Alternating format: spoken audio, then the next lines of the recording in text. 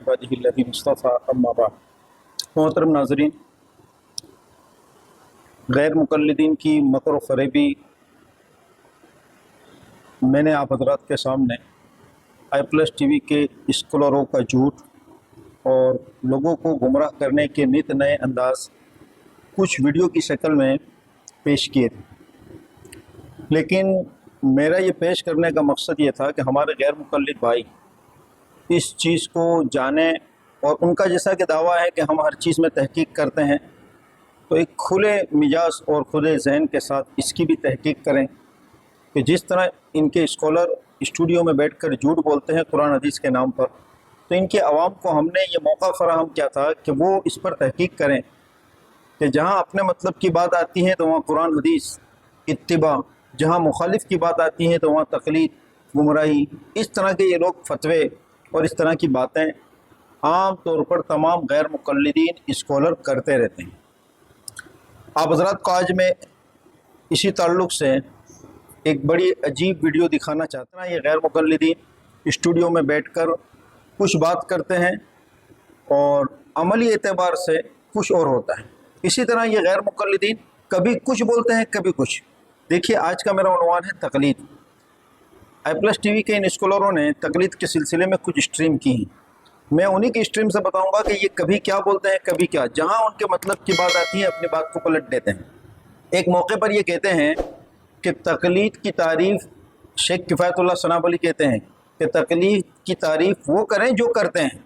यानी भाई तकलीद की तारीफ़ उनको करनी चाहिए जो तकलीद करते हैं मुक़ल्लिदीन।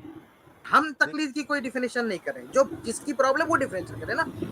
हम तकलीद की कोई डिफिनेशन। इन्हीं के स्कॉलर गैर मुक़ल्लिद आलिम ये कहते हैं कि तकलीद इसका नाम है कि बस अपने इमाम की बात को पकड़ लेना, दूसरे की बात ना सुन। हाँ, दलील की बुनियाद, दलील जाने बगैर जहाँ पे बात मानी जाए उसको तकलीद। प्रॉब्लम कहाँ है ना कि जहाँ पे लोग बांध देते हैं कि हम अपने मसलक से बाहर नहीं देखेंगे, हम अपने मसलक के ही जो मसाइल यहाँ जो मसलक के तहत ही बयान किए गए हैं, या हम यहाँ जो उसूल बताए गए हमारे मसलक के अंदर उसी के तहत रहेंगे। तो जहाँ लोग बांध देते हैं अपने आप को कि हम हनफी, हम उससे बाहर नहीं देख सकते, वहां पे असल प्रॉब्लम है। दो मुंह वाली बात। एक तरफ आप ये कहते हैं कि तकलीद की तारीफ वो करें जो करते हैं, दूसरी तरफ जहाँ फंसते हैं वहाँ तकलीद की तारीफ गलत बयान करके अहनाफ पर झूठा इल्ज़ाम लगाते हैं।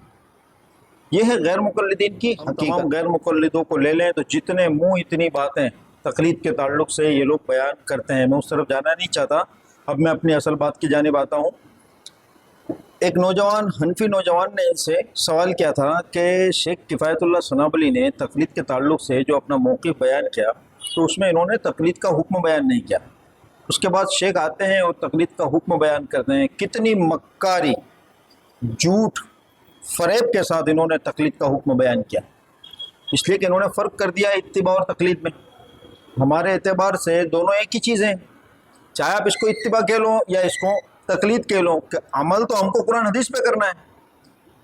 गैर मुक़ल्लिदीन भी कहते हैं कि अमल कुरान हदीस पे करना है, लेकिन नाम इन्होंने बदल लिया है कि हम इत्तिबा करते हैं और ये लोग तकलीद करते हैं। जब इन्होंने तकलीद से किनारा कर लिया है तो अब तकलीद की बुराइयाँ इनकी ज़बानों पर होगी। तो आइए देखते हैं आज हम कि गैर मुक़ल्लिद आलिम शेख किफ़ायतुल्लाह सनाबली तकलीद के ताल्लुक़ से क्या बात करते हैं और किस तरह झूठ को फैलाते हैं। सुनिए इनकी ज़बानी ये तकलीद का हुक्म क्या बयान कर रहे हैं। मतलब आप क्या बताते हैं, क्योंकि फ़िक़ही किताबों का चक्कर लगाओ तो तकलीद के ताल्लुक़ से जितनी मुँह उतनी बातें, सबकी अपनी अपनी डिफिनेशन है, अपनी अपनी तारीफ़ है। तो तकलीद की जिस तरह से तारीफ़ की जाएगी, जो डिफिनेशन सामने वाला पेश करेगा कि तकलीद का यह मतलब है, तकलीद का यह तकाज़ा है, उसी हिसाब से हुक्म लगेगा। मिसाल के तौर पे इब्न तैमिया रहमतुल्लाह ने तो एक जगह तकलीद पे कुफ्र का फतवा लगा दिया कि अगर कोई आदमी ये कहता है कि एक आदमी, एक शख्स की बात मानना है, उसके अलावा लाख दलील आ जाए, कितनी बात वाज़ेह हो जाए, हमें उस दूसरे की बात मानना हराम है। मैं यहाँ पर रोक रहा हूँ, सुनिए क्या कह रहे हैं कि जितने मुंह इतनी बातें, जो तकलीद की जैसी तारीफ़ करेगा वैसा हुक्म लगाया जाएगा। अब इनकी मक्कारी देखना आप, ये सिर्फ तकलीद की उन मज़मूम सूरतों को बयान करेंगे जो हमारे नज़दीक भी हराम है, नाजायज़, और उसको बयान करने के बाद ये फैसला देंगे कि देखो तकलीद हराम। मक्कारी देखिए आप, तकलीद की दो किस्में, एक तकलीद महमूद, तकलीद मज़मूम, एक जो तकलीद जायज़ है और एक जो तकलीद नाजायज़ है। अब ये मक्कारी क्या करेंगे अवाम को गुमराह करने के लिए, तकलीद मजमून को बयान करेंगे और उसका हुक्म बयान कर देंगे सल्फ के अकवाल से, और फिर कहेंगे कि देखो असलाफ ने भी इसको हराम कहा है। ये मैं मक्कारी बताना चाहता हूँ। और जो तकलीद जायज़ है उसको बयान ही नहीं करेंगे। सुनिए आगे ये क्या कह रहे हैं। अगर कोई इस तरह का अकीदा रख देता है कि इसने जो कह दिया वही शरीयत है, इस तरह का कोई तकलीद का ये कोई मतलब समझता, हम कहते हैं ये तकलीद शिरक है, ये तकलीद कुफ्र है। और ये हम अपनी तरफ से नहीं कह रहे, सिर्फ हम कहने में हम अकेले नहीं हैं। इमाम इब्ने अब्दुल बर रहमहुल्लाह की किताब अगर आप देखेंगे जामे बयानिल इल्म, तो उसमें उन्होंने बाकायदा जो है चैप्टर कायम किया है। उन्होंने चैप्टर कायम किया, वो जो बार बार वो साहब आते थे कहते थे तकलीद और इत्तिबा में क्या फ़र्क है। तो इमाम इब्ने अब्दुल बर की किताब देखेंगे जामे बयानिल इल्म जिल्दो सफ़ा 975 पे, तो कहते हैं बाबू फसादी तकलीद व नफ़ी वल फ़र्क़ बैन तकलीद वल इत्तिबा, कि तकलीद का फसाद और तकलीद इत्तिबा में फ़र्क का बयान। तो कहते हैं कि ज़म्मल्लाहु तबारक व तआला तकलीद फ़ी गैरि मौज़िन, अल्लाह ताला ने कुरान में कई जगह तकलीद कीजिए मज़म्मत की है। तो उसमें एक आयत पढ़ते हैं इत्तखदू अहबारहुम व रुहबानहुम अरबाबा मिन दुनिल्लाह, कि अल्लाह को छोड़कर अपने जो उलमा है, अहबार है, रहमान है, उनको रब बना लिया। इस मफहूम की अगर कोई तकलीद करता है, इब्न तैमिया रहमतुल्लाह ने भी इसी सियाक में कहा, और बहुत सारे अहले इल्म ने इस आयत को पढ़ते हुए तकलीद की मज़म्मत की। देखिए नाज़रीन, शेख किफ़ायत कह रहे हैं कि इमाम इब्ने अब्दुल बर रहमतुल्लाह अलैह ने तकलीद के ताल्लुक़ से बाकायदा एक चैप्टर कायम किया है और उसमें इस तकलीद को शिरक और हराम करार दिया। शेख जो तकलीद की तारीफ़ कर रहे हैं कि अल्लाह रसूल के मुकाबले में किसी के कौल को सही मान लेना और उसकी बात मानना, ये कुफ्र है, ये शिरक है, हम भी कहते हैं। इसमें जब आपको पता है, आप एक आलिम हो, स्कॉलर हो, आपने हनफियों की भी किताबें पढ़ी हैं, आपको पता है कि ये मौक़िफ़ अहनाफ का भी है, तो जब हमारे तुम्हारे दरमियान इत्तिफाक है तो फिर इस मसले को यहाँ पर छेड़ने की क्या ज़रूरत है। साहिल ने आपसे ये सवाल नहीं किया था। आपका जो हम मुक़ल्लिदीन से इख्तिलाफ है, इस पर साहिल ने सवाल किया था कि इज्तिहादी मसाइल में, साहिल का सवाल ये था, इज्तिहादी मसाइल में मुज्तहिद की तकलीद करने का हुक्म क्या है, लेकिन इसको कहाँ फिट किया। देखो अब ये कुरान की आयत भी पढ़ दी, इत्तखदू अहबारहुम व रुहबानहुम अरबाबम मिन दुनिल्लाह, जबकि ये आयत करीमा मुशरिकीन के बारे में, यहूद के बारे में नाजिल हुई, और इसको ये मुसलमानों पे फिट कर रहे हैं, मुक़ल्लिदीन पे फिट कर रहे हैं। ये मैंने कहा ना, आज मैं आपको बताऊंगा दो मुंह वाला सांप।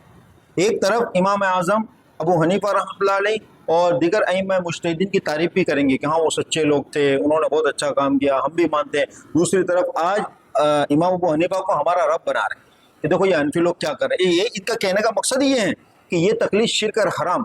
मोहतरम और तमाम गैर मुक़ल्लिदीन सुन लें, इस तकलीद को हम भी हराम कहते हैं, शिरक कहते हैं। इन्होंने हवाला दिया अल्लामा इब्ने अब्दुल बर रहमतुल्लाह अलैह का, इसमें भी मक्कारी की, झूठ से काम लिया। अल्लामा इब्ने अब्दुल बर रहमतुल्लाह अलैह अपनी किताब में क्या लिख रहे हैं, आइए हम देखते हैं। जामिउ बयानिल इल्म में आपने ये बात लिखी है, अजमअल उलमाउ अला अन्नल मुक़ल्लिद ला युअद्दु मिन अहलिल इल्म। उलमा का इस बात पर इत्तिफाक है कि जो मुक़ल्लिद हैं उसके पास इल्म नहीं है। अवाम अगर दलील तक रसाई न रखें तो मजबूरी में मुज्तहिद की तकलीद करें। ये कौन लिख रहे हैं? अल्लामा इब्ने अब्दुल बर रहमतुल्लाह अलैह, ये खुद लिख रहे हैं, व इन कानत तकलीदु साइगन लिल आमी इंद ज़रूरा, कि ज़रूरत के वक्त अवाम के लिए तकलीद जायज़ है। तकलीद के बारे में इमाम इब्ने अब्दुल बर रहमतुल्लाह अलैह ने अपनी किताब, जिस किताब का हवाला शेख किफ़ायत दे रहे हैं, उसमें जो बात लिख रही उसको बयान नहीं कर रहे। ये हुई ना मक्कारी। और बयान किसको कर रहे हैं? यानी तकलीद की दो किस्में, तकलीद महमूद जायज़ तकलीद, तकलीद हराम मज़मूम तकलीद। तो ये मज़मूम को बयान करके उसका हुक्म बता रहे हैं, जबकि साइल का सवाल जायज़ के बारे में, और अल्लामा इब्ने अब्दुल बर रहमतुल्लाह अलैह ने जो जायज़ तकलीद के बारे में लिखा है उसको ये बयान नहीं कर रहे हैं। ये है मक्कारी। इसी तरह के स्कॉलरों को जब आवाम सुनेगी तो गुमराही होगी। फिर गैर मुक़ल्लिदीन कहते हैं कि हम तो तहकीक करते हैं, कुरान हदीस पर अमल करते हैं। आप लोगों की तहकीक यही अधूरी और नाकिस होती हैं। इस तरह के स्कॉलरों को सुनेंगे तो ये असलाफ की किताबों से आधी इबारतों को काटेंगे, आधी को बयान करेंगे, और आप लोग खुद भी गुमराह होंगे और दूसरों को भी गुमराह करेंगे। और ये मैं नहीं कह रहा हूँ, ये बुखारी शरीफ की हदीस हैं। अल्लाह के रसूल सल्लल्लाहु तआला अलैहि वसल्लम फरमाते हैं, क़यामत से पहले ऐसा दौर आएगा कि उलमा की शक्ल में आपको ऐसे स्कॉलर, ऐसे आलिम नज़र आएंगे जिनके पास सही इल्म नहीं होगा।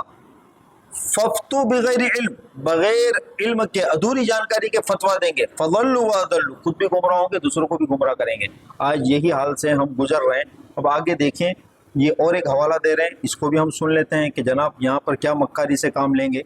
तो जो बंदा तकलीद की डिफिनेशन में अगर ये बात कहेगा کہ بھئی ہم نے ایک امام کو پکڑ لیا, ہم اس کو چھوڑ نہیں سکتے, لاکھ دلیل لاؤ, لاکھ قرآن لاؤ, کچھ بھی لاؤ, اس امام کو ہم نے پکڑ لیا ہے, یہی راہ نجات ہے, یہی صاحب شریعت, یہ سب کچھ, تب ہم حضرت کہیں گے میں بولوں گا, میں بولوں نہیں, ان ایک کو بات مکمل ہوں. ابھی آپ خاموش رہیے, آپ مکمل کرنے دیجیے, شیخ کفایت بول رہے ہیں جی, بتائیں. تو اگر کوئی تقلید کی یہ ڈیفینیشن کرے گا کہ بھئی ہمیں ماننا ہی ہے, تو ہم کہیں گے وہ کفر ہے جو ابن تیمیہ رحمہ اللہ نے کہا, میں نے اکیلا نہیں کہا, ابن تیمیہ رحمہ اللہ نے کفر کہا ہے اس تقلید کو, تو وہ ہم بھی کہتے ہیں اس طرح کی اگر کوئی تقلید کرے گا تو کفر ہے. کیوں؟ کیونکہ بھئی اللہ تعالیٰ نے قرآن و حدیث کی اللہ تعالیٰ نے اپنی اتباع کا حکم دیا. ہم تو کہتے ہیں بھئی اللہ الہ الا اللہ محمد رسول, اس کلمے کے خلاف وہ بات چلی جائے گی.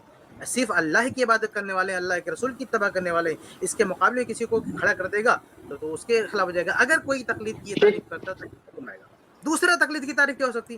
دوسری, اب میں نہیں کرتا تقلید کی تعریف, میں تو مقلد نہیں ہوں نا, مقلدین کریں گے نا. اب دیکھیے امام ابن عبد البر رحمہ اللہ, وہ اپنی کتاب میں تقلید کی ایک تعریف کیا نقل کرتے ہیں کہ ایک عالم سے کہتے ہیں کہ ابو عبداللہ ابن خواز منداد کہتے ہیں کہ التقلید معناہ فی الشرع الرجوع الی قول لا حجت لقائلہ علیہ, کہ تقلید شرع میں کس کو کہتے ہیں؟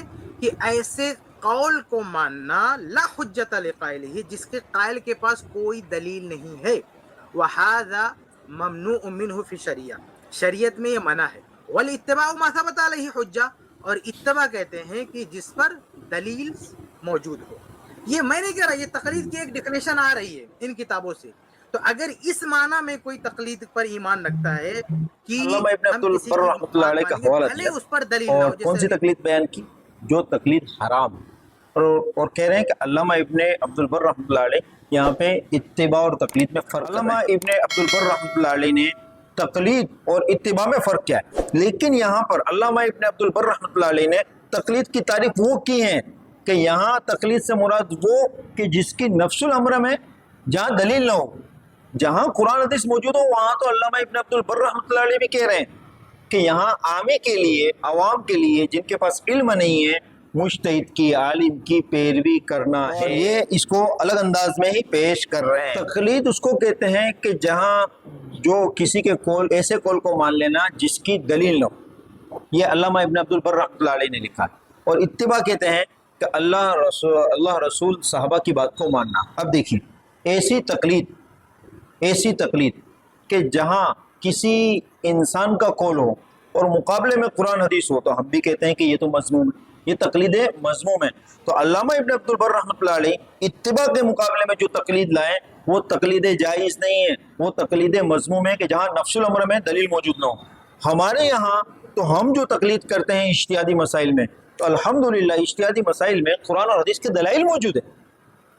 علامہ ابن عبد البر رحمۃ اللہ علیہ تو اس قول کی بات کر رہے ہیں جہاں دلیل نہ ہو, لیکن دیکھا آپ نے شیخ کفایت کس مکاری کے ساتھ اس بات کو یہاں پیش کر کے اتباع اور تقلید میں فرق بیان کر رہے ہیں. اب دیکھیے آگے ان کو سنتے ہیں. آگے یہ ابن تیمیہ رحمۃ اللہ علیہ کے حوالے سے مزید ایک جھوٹ کو بولیں گے, دیجیے سنیے جی, بتائیں. تو اگر کوئی تقلید کی یہ ڈیفینیشن کرے گا کہ بھئی ہمیں ماننا ہی ہے, تو ہم کہیں گے وہ کفر ہے جو ابن تیمیہ رحمہ اللہ نے کہا, میں نے اکیلا نہیں کہا, ابن تیمیہ رحمہ اللہ نے کفر کہا ہے اس تقلید کو.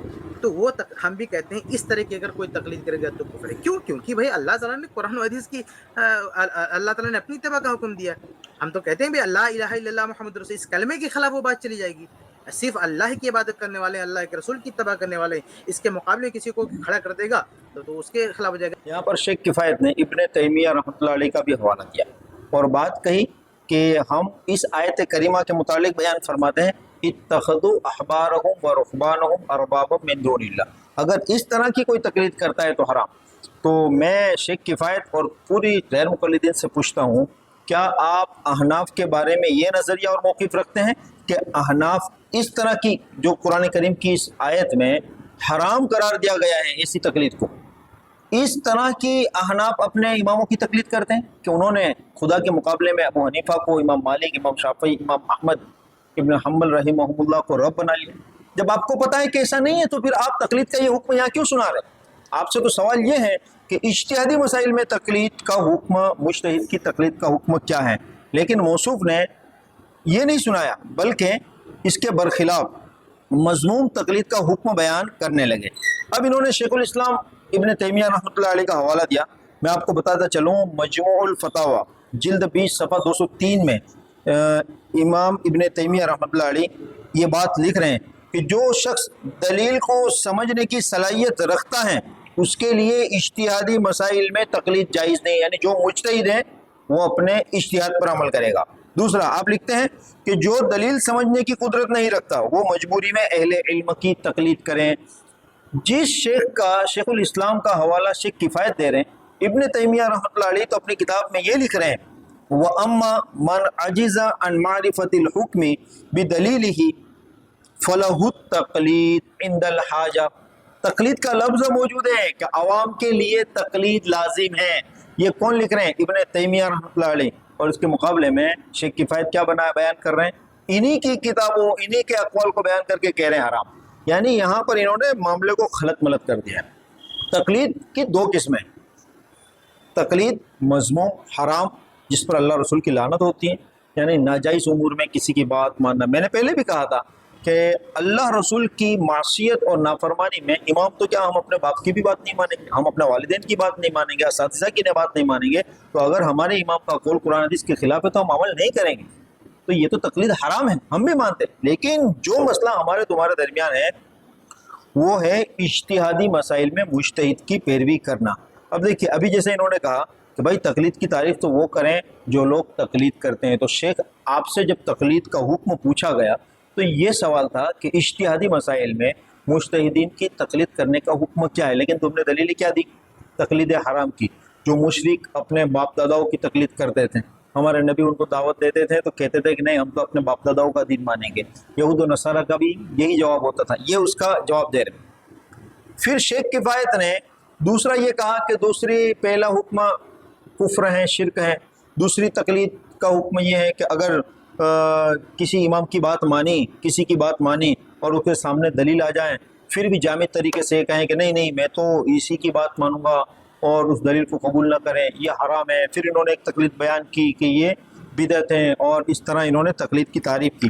لیکن شیخ کفایت نے احناف، مالکیہ، شوافع، حنابلہ جو مقلدین ہیں ان کی کتابوں کے حوالے نہیں، جبکہ تقلید کی تعریف اور حکم وہ بیان کرنا چاہیے جو لوگ کرتے ہیں، اور اس کا یہ اقرار بھی کر رہے ہیں۔ آئیے میں آپ کو بتاتا ہوں۔ الدین رازی رحمۃ اللہ علیہ لکھتے ہیں کہ تقلید کی حقیقت یہ ہے کہ بلا دلیل کسی کے قول کو مان لینا۔ یہ محققین میں اس سلسلے کو لے کر اختلاف ہے، جیسا کہ ابن عبد البر رحمۃ اللہ علیہ کہتے ہیں کہ بے دلیل بات کو ماننا یہ تقلید ہے اور یہ ممنوع ہے۔ ہم جہاں تک سمجھتے ہیں کہ وہ بے دلیل بات سے وہ بات مراد لے رہے ہیں کہ جو قرآن حدیث کے مقابلے میں، اور دوسرے محققین مطلق بے دلیل بات کو ماننے کو تقلید کہہ رہے کہ نفس الامر میں تو دلیل موجود ہو۔ جیسے کوئی ایک عام انسان آیا اور مجھ سے سوال کیا کہ نماز میں یہ معاملہ مجھ سے ہو گیا، میری نماز ہوئی یا نہیں، میں نے اس کو بتا دیا کہ آپ کی نماز ہو گئی۔ اب جو میں نے بتایا ہے اس پر اس شخص نے، اس مسلمان نے عمل کر لیا، مجھ سے دلیل کا مطالبہ نہیں کیا۔ اب جو میں نے بتایا ہے اس کی دلیل قرآن حدیث میں موجود ہے، لیکن سائل نے مجھ سے دلیل مطالبہ نہیں کیا، تو میری بات بلا دلیل کے اس نے مان لی۔ بعض محققین نے جیسے کہ امام فخر الدین رازی رحمۃ اللہ علیہ نے اس طرح ماننے کو بھی تقلید کہا ہے۔ غیر مقلد شیخ کفایت نے اس سے پہلے میں نے آپ کو بتایا تھا اسی طرح کے عمل کو اتباع کہا ہے، ہم اس کو تقلید کہتے ہیں۔ یہ تو ہو گئی تقلید کی تعریف مقلدین حضرات کے ذریعے۔ تقلید کی قسمیں، ایک تقلید وہ ہیں جو جائز ہیں، جیسے عوام الناس کے لیے مجتہد کی تقلید اجتہادی مسائل میں۔ یہی سوال شیخ کفایت سے ہوا تھا لیکن انہوں نے جواب کو پلٹ دیا۔ مجموع الفتاوی میں ابن تیمیہ رحمۃ اللہ علیہ لکھتے ہیں عامی کے لیے اجتہاد ممکن نہیں، لہٰذا وہ علماء میں سے کسی مفتی کی تقلید کرے گا۔ کون لکھ رہے ہیں؟ ابن تیمیہ رحمۃ اللہ، اور یہی غیر مقلد عالم ان کے حوالے سے تقلید کو حرام بتا رہے تھے۔ وہ کون سی حرام تقلید تھی؟ وہ مذموم تقلید۔ آگے آ رہا ہے، جائز تقلید یعنی اجتہادی مسائل میں مجتہد کی بات کو ماننا، حرام تقلید، مذموم تقلید۔ ابن تیمیہ رحمۃ اللہ علیہ لکھ رہے ہیں جو بات شیخ کفایت بیان کر رہے تھے اس کو پڑھا اور جائز تقلید کو چھوڑ دیا، کہ ابن تیمیہ رحمۃ اللہ علیہ نے لکھا ہے وَأَمَّا التَّقْلِيدُ الَّذِي ذَمَّهُ اللَّهُ وَرَسُولُهُ فَقَبُولُ قَوْلِ الْغَيْرِ بِلَا حُجَّةٍ، کہ وہ تقلید جس سے اللہ اور اس کے رسول نے مذموم کہا، حرام قرار دیا، وہ ہے بغیر دلیل کے دوسرے کی بات مان لینا۔ یہ تو ہم بھی کہتے ہیں کہ جہاں نفس الامر میں ہی دلیل موجود نہ ہو یا قرآن حدیث کے مقابلے میں کسی شخص کی بات ہو تو اس کو ماننا یہ حرام ہے۔ تو یہاں پر شیخ کفایت نے جو مکاری سے کام لیا ہے کہ جائز تقلید کے متعلق سوال تھا کہ سائل کا کہ اجتہادی مسائل میں مجتہد کی تقلید کا حکم کیا ہے، لیکن انہوں نے جواب دینے میں کیا مکاری کی؟ جو مضمون تقلید ہے، ناجائز تقلید ہے، حکم اس کا بیان کر دیا. سوال کچھ تھا اور جواب کچھ. تو یہ ہے ان غیر مقلدین کی حقیقت. اور چند کتاب کے حوالے دے دیے، ذرا سا کیا عربی کا ٹکڑا پڑھ دیا، تو بیچاری غیر مقلد عوام یہ سمجھتے ہیں کہ ہم سلف کے منہج پر ہیں، ہم قرآن حدیث پر ہیں، ہمیں ایک نئی بات ملی. یہ سلف کا منہج نہیں ہے، یہ گمراہی کی دعوت ہیں جو i+TV کے اسٹوڈیو میں بیٹھ کر اسی طرح کے ڈسکشن ہوتی ہیں. چند ناقص علم کے لوگ ملتے ہیں، واہواہی کرتے ہیں، جیسے کہ اس بات کے بعد زید پٹیل ان کے جو دوسرے اسکالر ہیں وہ کہیں گے شیخ کفایت نے بڑے گولڈن الفاظ کہیں. شیخ کفایت کی بات بڑی گولڈن تھی. یعنی قرآن حدیث کی بات آپ کے لیے گولڈن ورڈز نہیں ہیں. کب سے ہو گئی شیخ کفایت کی بات گولڈن ورڈز؟ آپ تو یہ کہتے تھے نا کہ ہمارے لیے اللہ رسول کافی ہے، ابھی آپ نے شیخ کفایت کو اپنا امام بنا لیا. اللہ تعالیٰ اس طرح کی مکاری سے ہماری اور پوری امت مسلمہ کی حفاظت فرمائیں. ہمارا مقصد صرف آپ لوگوں تک حق پہنچانا ہے. میں امید کرتا ہوں کہ میری بات آپ کو سمجھ میں